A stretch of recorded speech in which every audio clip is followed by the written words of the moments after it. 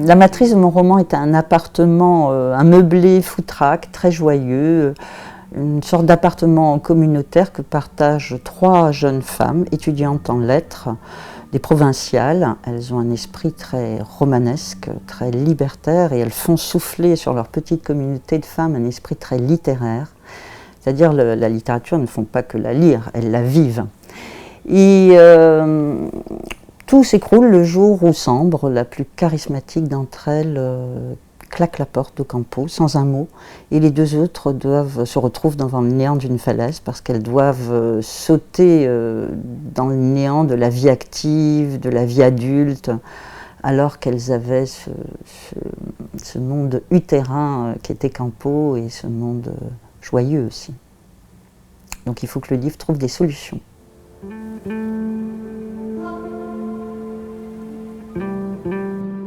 C'est très simple. Mon dernier roman, Un homme à bord d'une femme, parlait déjà de Campo, donc cet appartement communautaire où 3 jeunes étudiantes partageaient tout.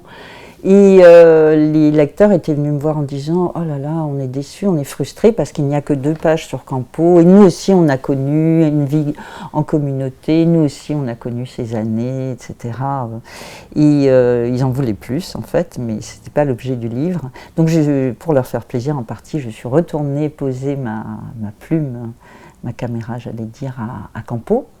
Et aussi, ça fait longtemps que je voulais explorer cette période de la vie qui est la fin de la jeunesse, parce que pour moi, c'est une période difficile.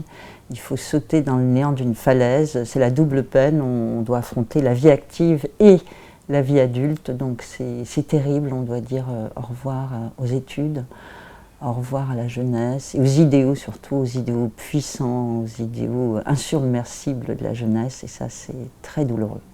Il faut trouver des solutions.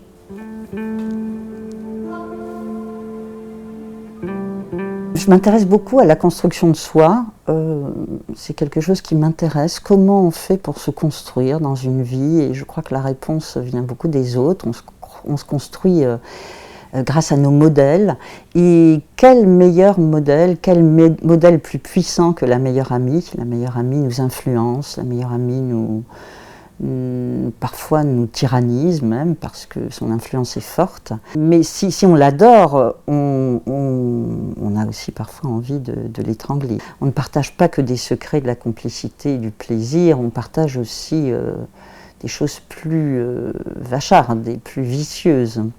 Si l'amitié n'était qu'une partie de plaisir, je n'écrirais pas un livre entier là-dessus, elle est aussi ambivalente.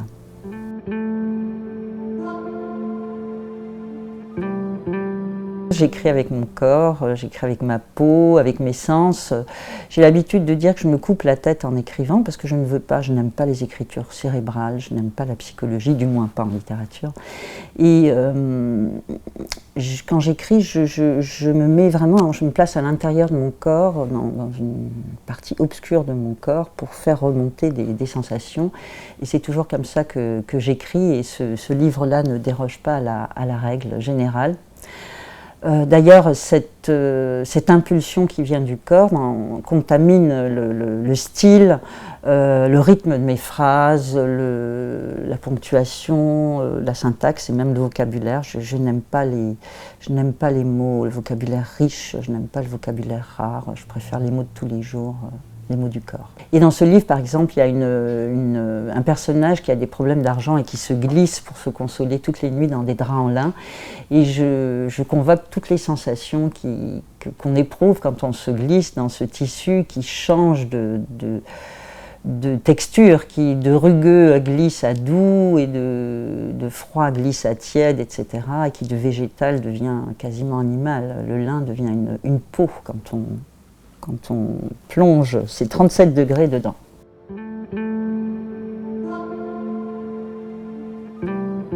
J'ai dit tout à l'heure que ce livre est un livre de solutions pour survivre malgré la perte des idéaux de jeunesse. Bien sûr, la littérature n'est pas un remède. Je n'ai pas écrit un feel-good book, il y en a assez, j'ai pas besoin d'en faire moi aussi. En revanche, il y a dans mon livre comme dans tous mes livres, je pense, des épiphanies poétiques, parce que je pense que la poésie, en revanche, est une clé pour s'en sortir. J'appelle poésie le pas de côté, c'est-à-dire une façon de regarder les choses, le monde, pas de façon frontale, mais de se placer sous un autre angle pour regarder les choses différemment. Et mes personnages, c'est leur façon, c'est leur vision du monde, qui est une vision poétique, une vision souvent assez drôle, j'espère, mais en tout cas toujours lucide.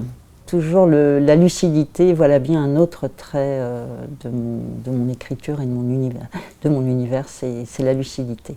Ma meilleure amie raconte des histoires, mais ne se raconte pas d'histoires.